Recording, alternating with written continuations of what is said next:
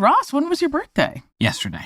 Oh, happy birthday. Happy birthday. Thank you. Thank you. Sagittarius. Yeah. How old are you, Ross? I am, my soul is eternal, but I'm 44. Oh. I think I've reached the age that I always was. I think I'm going to just stay here. There you go. I think this is my true age. I believe that. You're an old soul. From New York Times Opinion, I'm Michelle Cottle. I'm Ross Douthat. I'm Carlos Lozada. And I'm Lydia Polgreen. And this is Matter of Opinion.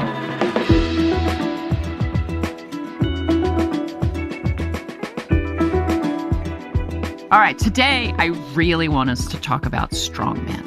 Not so much of the physical variety, but of the political kind. Because of late, I've been thinking about this a lot as the Republican presidential primary heats up, and we're looking at Donald Trump trying to make his return with an increasingly disturbing, dark, authoritarian rhetoric.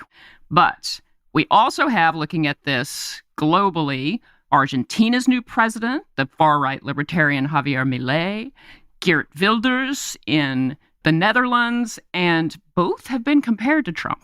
So what I want to talk about is, for those of you who think about this more globally, why are we seeing this trend toward these kinds of leaders? What's changed? And then later on, we can get into what's going to happen next, or what we see down the pike, especially if Trump is reelected in 2024. But first, let's clarify. Who are we even talking about? Who do you think of when you hear the term strongman? Well, I mean, we need to... Sorry, Ross, go ahead. No, go, Carlos. Go. Well, I think we need to define more precisely what we mean by a strongman. Like, is it an attitude? Is it a set of policy positions? Is it just a style of politics? Trump is, not to be so obvious, right? And so parochial, but he's sort of the caricature of the strongman leader and the kind of us versus them rhetoric, the them being immigrants or the them being political elites. Milei, who you mentioned from Argentina, he's kind of a rabble-rouser, right-winger. His us versus them rhetoric is less about immigrants than it is about the federal government, of Argentina, which he wants to slice in half. What makes someone a quote-unquote strong man is something that I'm interested in, because we sort of throw the term around a lot as if we all agreed on what it was. I think there's a distinction here between style and substance, where what you have globally are sort of rebellions against existing governments, existing constellations of elites that seem to take similar stylistic forms even when the substance is quite different. So as you guys have just been saying, Milei is a kind of hyper-libertarian, grown in a laboratory by Reason Magazine and the Ludwig von Mises Foundation. Right? In Alabama, of all places. Right, in order to, libertarianize Argentina, which itself has been governed by a kind of populist, Peronist formation for a long period of time. So that's quite different from Trump running as an economic populist against the neoliberal elites, and also quite different from Geert Wilders running as, mostly just a immigration is out of control, we need to do something about it candidate in the Netherlands. But you would not be mistaken to notice that all of them have very weird hair, right? Step one. That is the real definition of a strongman. And all of them are playing in different ways with a kind of politics of sort of disruption, showmanship, absurdity that is, I don't think the term authoritarian is right. I think some of them have authoritarian impulses and some don't, and some it remains to be seen. I think it's fair to say Trump has authoritarian impulses that Milei may not have, but all of them are rabble-rousers with a kind of we are against the system, and we are manifesting this in a particularly male style. There is, I think, a way in which a kind of male braggadocio, this sort of performative masculine rebellion against liberal politesse shows up again and again, from Silvio Berlusconi to Trump.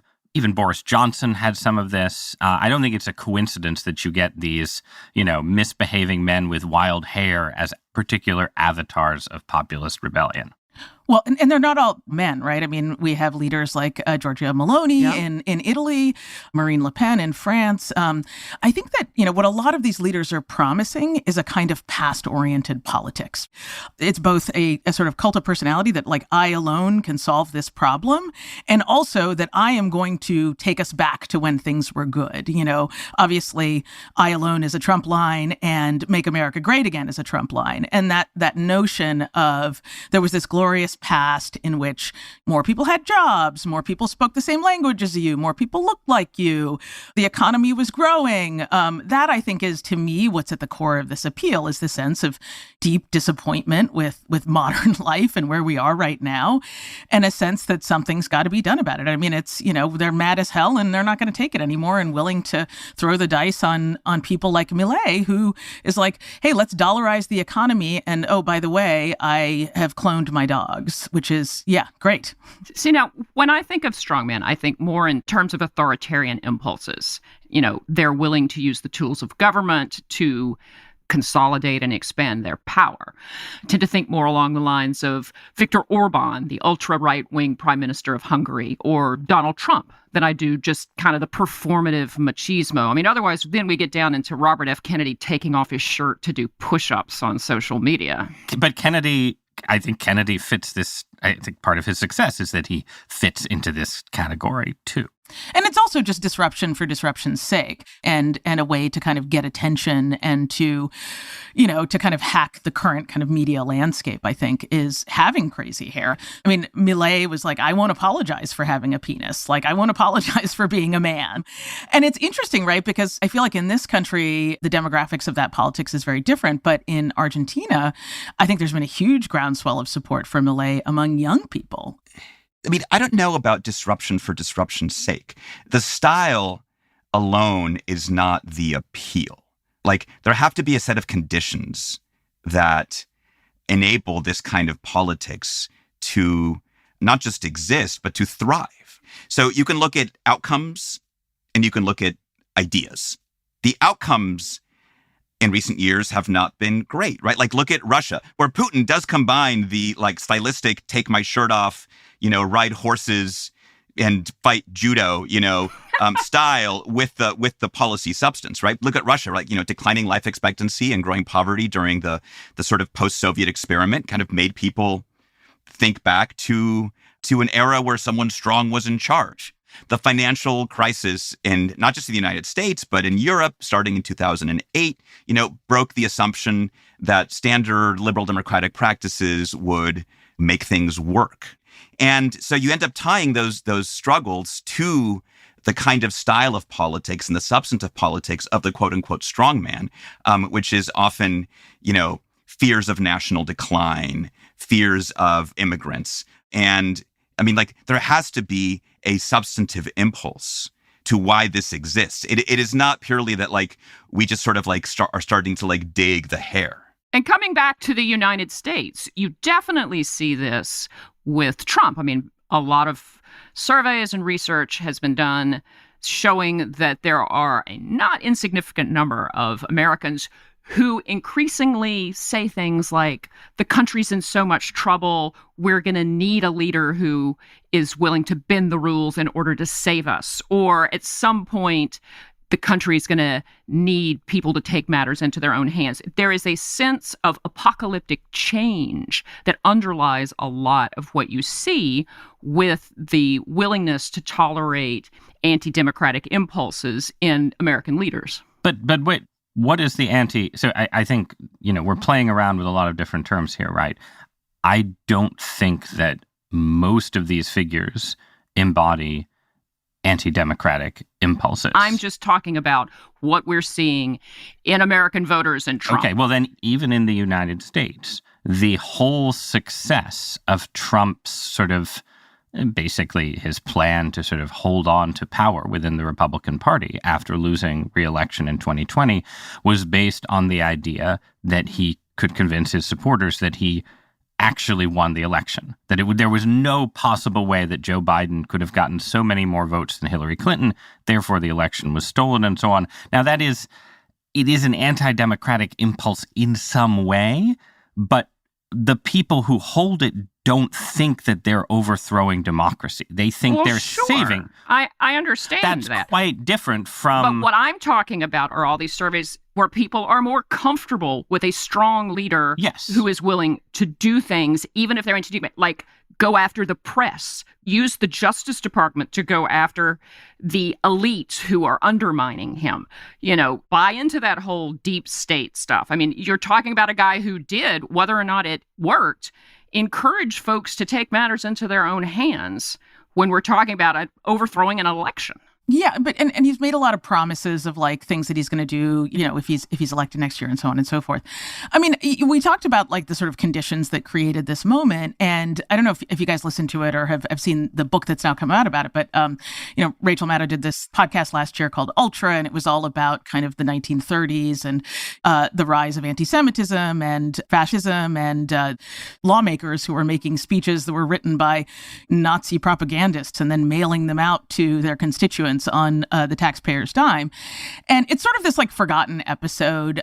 But what really strikes me about it is like the sort of organic conditions, the global like economic and political conditions that led to that moment within the United States were like the same sorts of conditions that led to Italy becoming a fascist country or to Germany becoming a fascist country. None of those conditions, like the Great Depression, the, sort of ecological crisis in the United States, that none of those are happening now, right? Like we've had some tough times, like we've been through a global pandemic, we've been through some hard things, but none of them, I think, come even close to mirroring what the state of the world was in like, the late 1920s and then in the 1930s when there was this flowering of affection for fascism. Which makes it unsurprising that there is no evidence that you're seeing a comparable flowering of affection for fascist dictatorship today, right? And part of the bullshit of what Maddow does is to pretend that America is actually on the brink of being tipped over into something that resembles a Nazi dictatorship, which is not in fact the case. And the reality of all of these figures is that they are further not every case, but in many cases, further to the right than right-wing politicians were 15 or 20 years ago. This is not true on economic policy, but it's true, let's say, on issues related to immigration, especially. And I agree on issues related to like what a powerful president can and should do, issues related to sort of norms of government. But that's just really different than Benito Mussolini and Adolf Hitler being literal dictators of their country. Giorgia Meloni we've shifted the semantics here. We're not talking about fascism. We're talking about what we're seeing. There's a lot of... Well, we were just talking... Let's let Carlos, you got it. No. I'm just saying that there's a lot of room between Mussolini, between a fascist dictatorship and a thriving liberal democracy. To sort of say that, like, because we're not a fascist dictatorship, to say that somehow we're not eroding... I don't think we're a thriving liberal democracy. But Ross, like, I want to go back to something, Ross, you seem to minimize the sort of anti-democratic inroads of a figure like Donald Trump. When you were like, well, I guess like convincing a bunch of people that he actually won the election and that, it was all rigged was, you said, it's anti-democratic in some way. Like, it's undermining the absolute rock bottom minimal definition of democracy, right? Which is that it is a system that selects leaders through fair and competitive elections. And so that is a frontal assault on liberal democracy. It's not Mussolini. I don't agree. If you are saying that that elections are only fair and proper when you win, you have given up on democracy. So it's not just like some weird affectation. And in fact, there's nothing else that really animates his coming campaign. Nothing else beyond like litigating those battles. Well, what do you mean by prison, litigating right? those battles involves Trump what's his policy platform? It's about 2020. Right. It's about Donald Trump arguing to the public that he actually won the 2020 election, which is nonsense.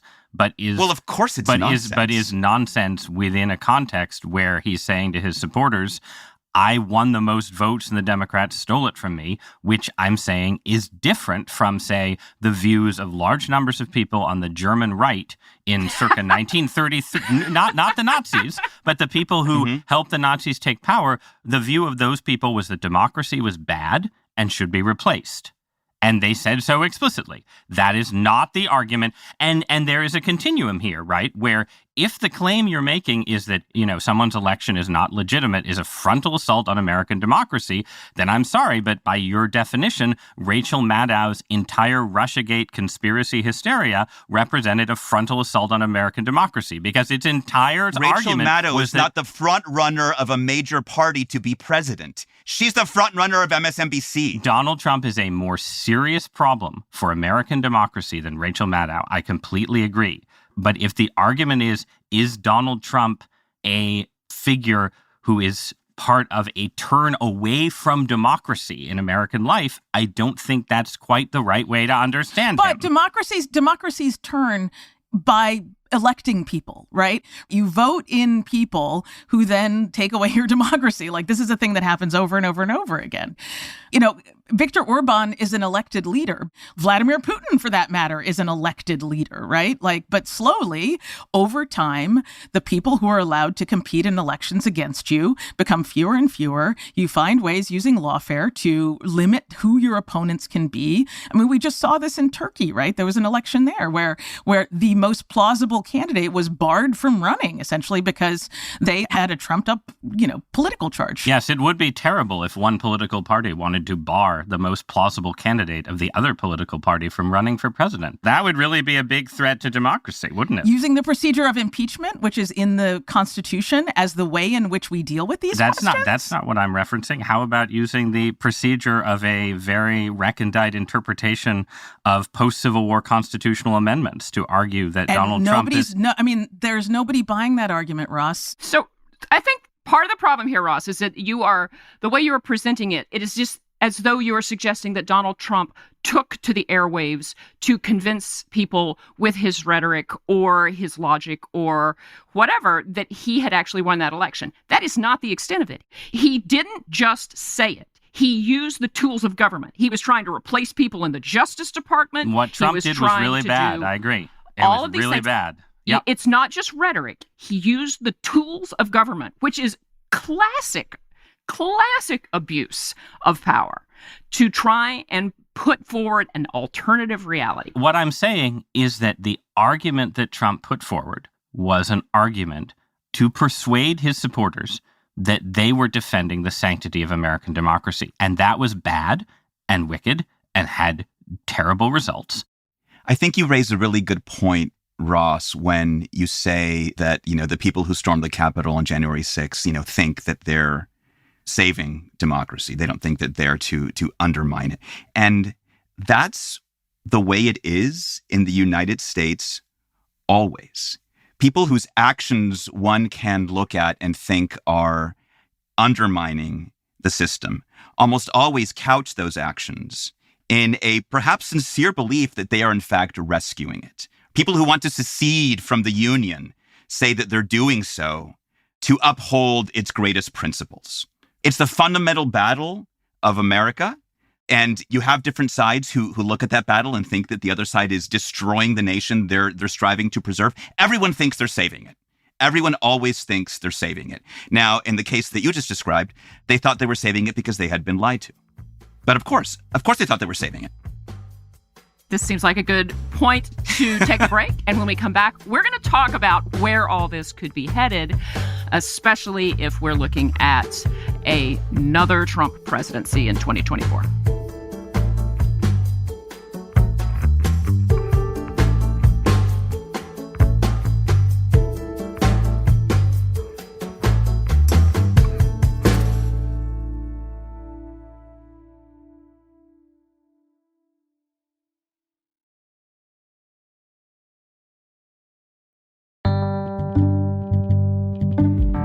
We're back. So we were talking about Trump and the justifications people might use for what most of us see as his anti-democratic behavior. But I think there's a larger question here about the fate of liberal democracy, especially if we're looking at another Trump presidency. Are we seeing a global embrace of a different kind of politics? And if so, what does that mean for the U.S.? Ross, you have thoughts.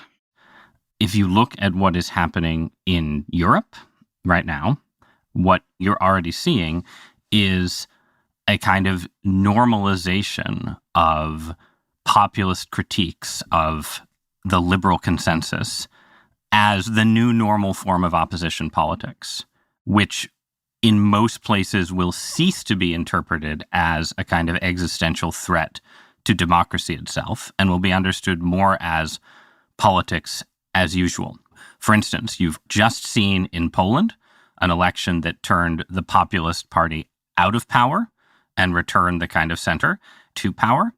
What you see in Italy with Milei has been a candidate with roots in Italy's fascist movements, becoming prime minister, and ending up sort of operating within the normal paradigm of European politics to the point where people on the far right feel somewhat betrayed by Milei.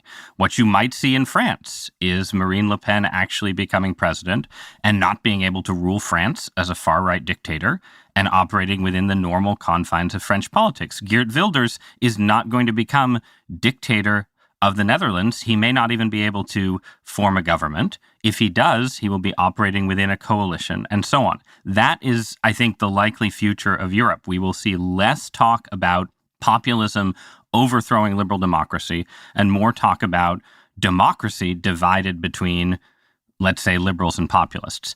The United States, I think, is a different case because, in spite of all of my argument that Trump is not actually destroying democracy, I do think that he is a man with an appetite for constitutional crisis. And the American system, because of the outsized powers of the presidency, lends itself to risks of constitutional crisis. So I think it's reasonable for liberals to be more anxious about a Trump presidency, or for non-liberals to be more anxious about a second Trump presidency than Europeans should be about Marine Le Pen, Milei, Wilders, whoever else. I'm interested in sort of like how the consensus came to be that liberal and democracy are like conjoined words that go together like peas and carrots. Like you can have illiberal democracies, and we've had them in the past and we'll have them in the future. But I don't know, like how did we get to a place where we thought that it was inevitable that liberalism and democracy would go together? And I'm talking about liberalism in like more of the classic sense, that there's a certain sort of rationality to human behavior and to markets. And perhaps it's because, and not to answer my own question, that has produced a large technocratic state that has not necessarily delivered for people in the way that was promised and foreseen. But I'm curious, like, Carlos, why do you think liberalism and democracy have become unyoked? I mean, I think that part of it is that it seemed like the only game in town for a while, and therefore it seems inevitable. When it's all you have, it seems like it's all there should be. As we discussed earlier, there's a minimal definition of democracy, which is a system that selects leaders through fair and competitive elections that are voted on by a majority of the people who will be governed by those leaders.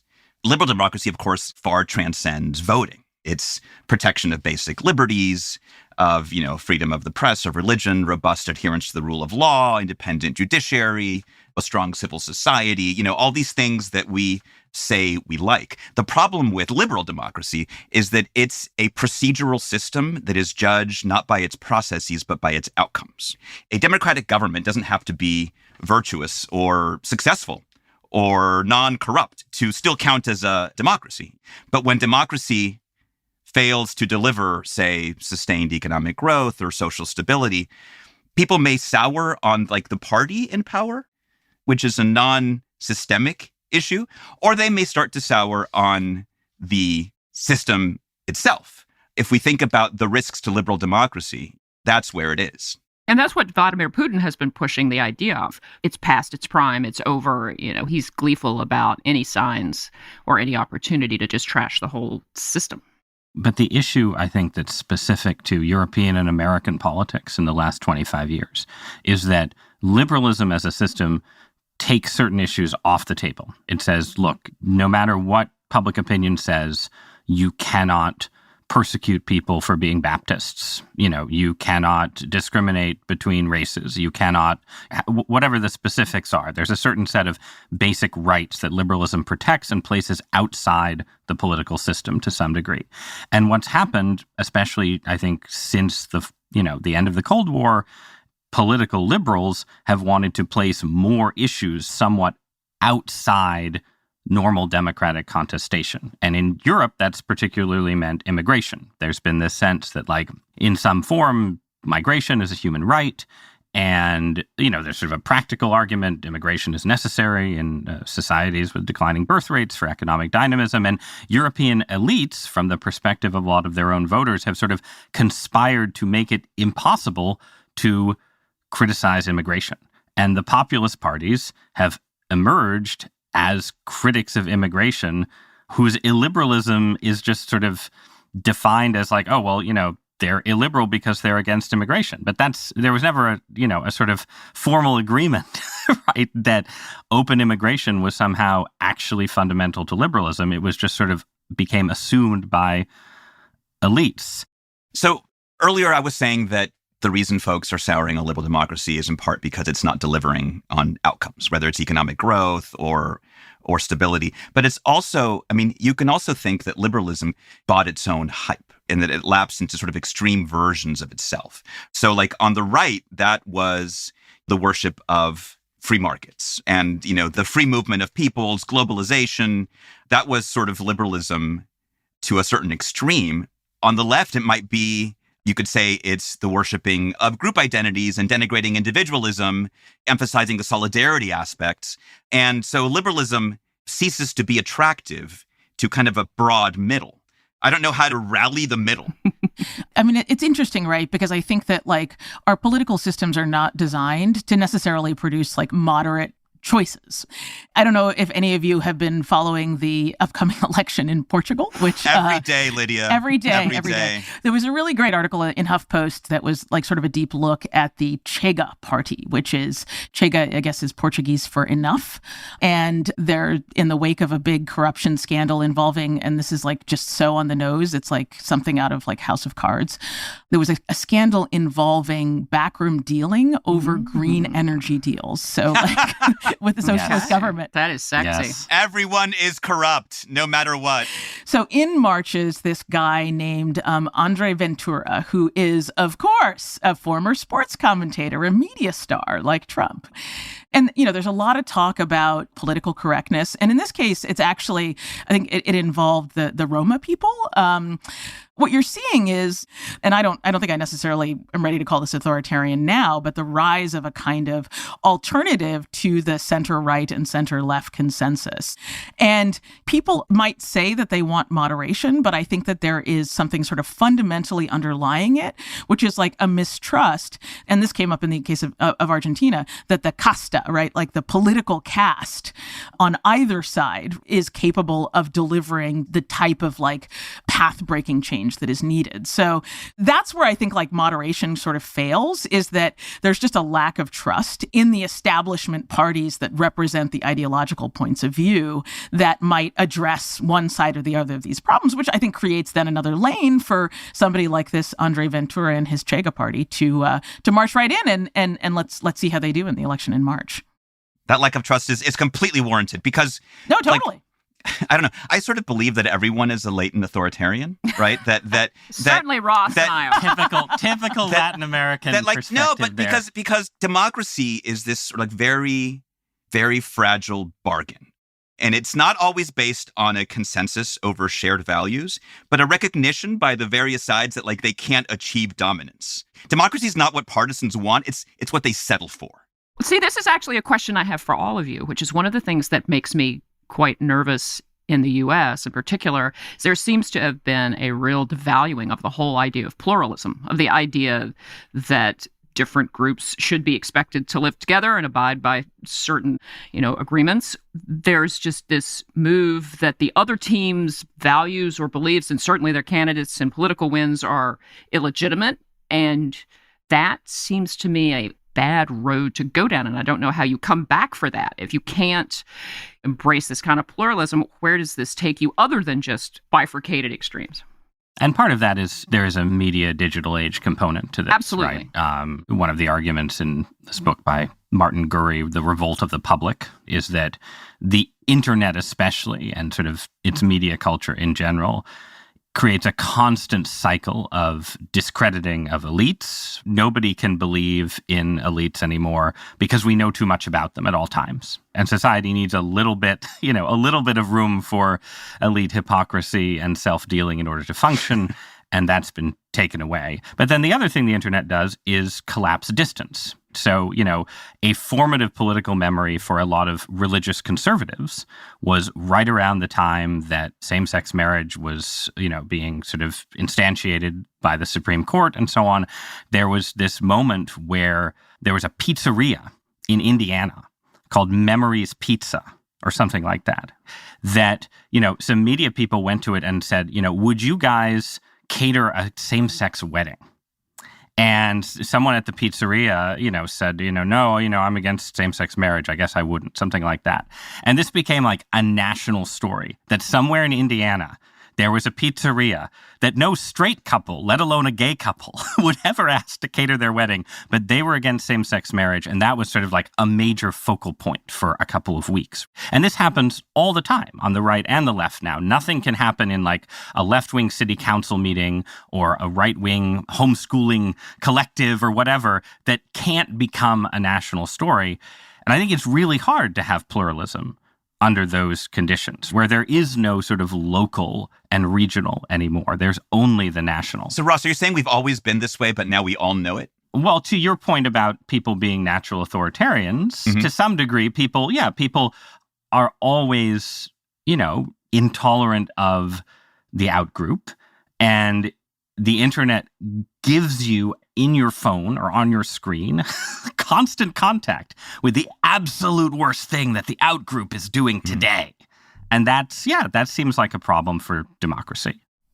Well, I think there's another aspect to this. Human nature is that like we tend to either like idealize or demonize over time, right? And so we're very good at sort of idealizing the past or seeing the past as being incredibly bad. And we're also always looking to the future as either sort of the promised land or the road to hell, that things are going to get so much worse. So there is something in this kind of like human tendency to always be caught in this netherworld between memory and fantasy. And none of those things help us deal with the present. We're overlearning the histories of the past, or we're over-idealizing or over-terrified of what's going to happen in the future. And I think insufficiently attentive to like what's happening right now in the present in this kind of abstract way. But the reality of how we actually live our lives is like, we have to deal with the present. We don't have any choice, right? So I think that in some ways that combination of the internet and our weird relationship with temporality creates this like particularly toxic moment right now.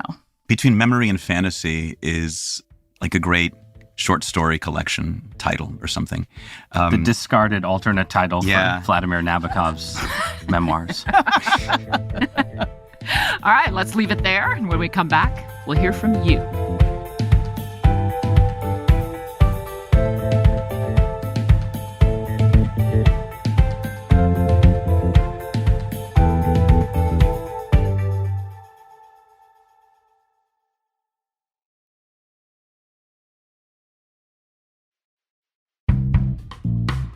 And we're back. So we have something else up our sleeve this week in lieu of a hot cold. We recently asked our younger listeners to send in their political awakenings. So let's take a listen now. Can't wait. My name's Ethan from Pittsburgh. I just about managed to figure out how to use the phone, so thanks for that reminder. Hey, my name is Katie, and I'm from Little Rock, Arkansas. I am, in fact, under 30. I'm from Tennessee. I'm from Mississippi. Sacramento, California. Sioux Falls, South Dakota. I'm originally from the DRC. Wow. Warwick, Rhode Island, and I'm 22 years old. Hello, my name is Alberto Lopez. I'm from Chatsworth, Georgia, and I am around 21 years old. I'm running out of time because I'm currently in a college class. Hi, my name is Matt, and I am from Brooklyn. I'm 27. And the one moment in politics that I remember as a young child at 7 was talking to my grandpa about the invasion of Iraq. Wow. And then, of course, in 2004, speaking with my mom and asking her who she was voting for. And she told me she was voting for George W. Bush because he had to finish the war that he had started. Hey, Matter of Opinion, this is Sydney Wilson. I am 24 years old from Charlotte, North Carolina, and was calling in about my first political awakening moment. I was 8 years old in third grade, sitting in a circle around the class, and we were talking about the election, and It was in that moment when I realized that my parents were the only ones in the classroom who had voted for President Barack Obama.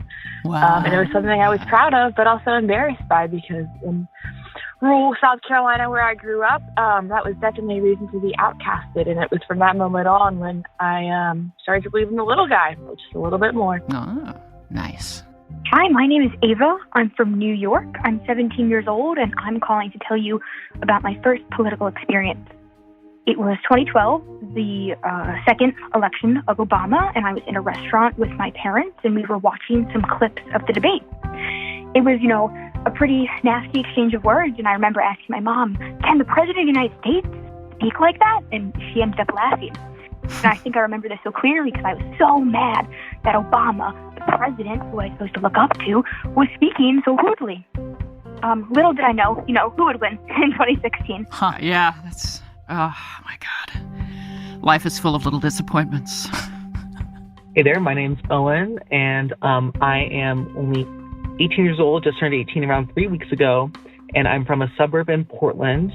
And my first, awakening was when I was in 5th grade, sitting on the couch watching the Fox News coverage of the 2016 election. And I remember turning to my dad asking, who are we rooting for? Like it was a football game. And he goes, Donald Trump, of course. And going to school the next day, I thought that the entire world was happy that Donald Trump won. And I quickly learned in my 5th grade class that was not true. Also my experience going into the Times newsroom the next... No. My name is Josué Teniente. I am an immigration attorney in Austin, Texas. I am 26 years old, and I think for me, one of the biggest life-changing elections is definitely the election of Donald Trump.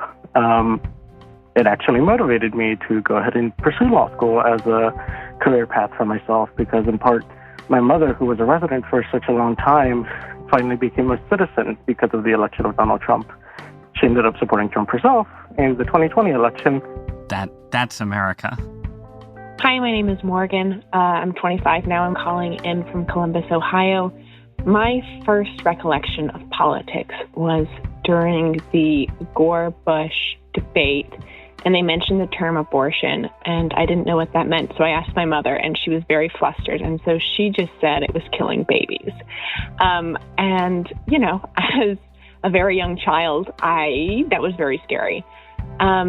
Flash forward, and I just had the opportunity to vote for Amendment 1 that protects women's reproductive rights here in the state of Ohio. And it feels like a very full circle moment for me. Aww. OH. Amazing. Boy, that made me feel both really hopeful for the future of this country, but also quite old. Really, really old. Teenagers listening to Matter of Opinion. I'm impressed that Love it. People too young to it. vote are listening. The terrible truth is that the caller who said they were listening to it in a college class was probably attending the college class that I am teaching. They just can't get enough of you. Tuning me out with my own podcast. They can't get enough of you. There are so many calls that we didn't get to include, like CJ in Illinois, who said their awakening was January 6th. Oh, wow. But thank you all so much for calling in. I'm going to see you guys next week. Always a pleasure. Thank you, everyone.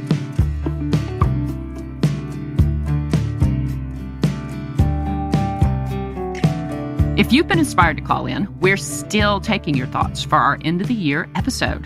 We're looking for two things. Either a question you've been dying to ask us, or a topic you'd like to hear if we're hot or cold on. You can email us at matterofopinion@nytimes.com or leave us a voicemail at 212-556-7440. Matter of Opinion is produced by Sophia Alvarez-Boyd, Phoebe Lett, and Derek Arthur. It's edited by Allison Bruzek. Our fact-check team is Kate Sinclair, Mary Marge Locker, and Michelle Harris. Original music by Isaac Jones, Efim Shapiro, Carol Sabaro, and Pat McCusker. Mixing by Pat McCusker. Audience strategy by Shannon Busta and Christina Samuelewski. Our executive producer is Annie Rose Strasser.